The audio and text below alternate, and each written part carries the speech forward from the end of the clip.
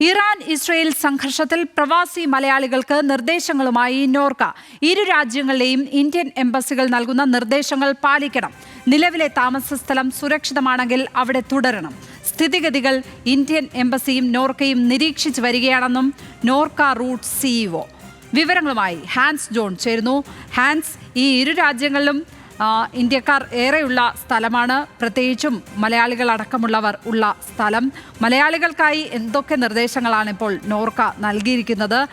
പെട്ടെന്ന് അവർ അവിടെ നിന്നും നാട്ടിലേക്ക് മടങ്ങേണ്ട സാഹചര്യം ഉണ്ടോ? എന്തൊക്കെയാണ് ലഭിക്കുന്ന വിവരങ്ങൾ?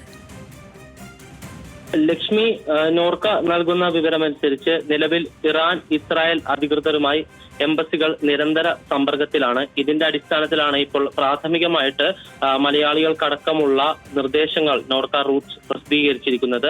ഇറാനിലും ഇസ്രായേലിലുമുള്ള കേരളീയർ ഇരു രാജ്യങ്ങളിലെയും ഇന്ത്യൻ എംബസികൾ നൽകുന്ന നിർദ്ദേശം പാലിക്കണം. കൂടാതെ നിലവിൽ കഴിയുന്ന സ്ഥലം സുരക്ഷിതമാണെങ്കിൽ അവിടെ തന്നെ തുടരേണ്ടതാണ്.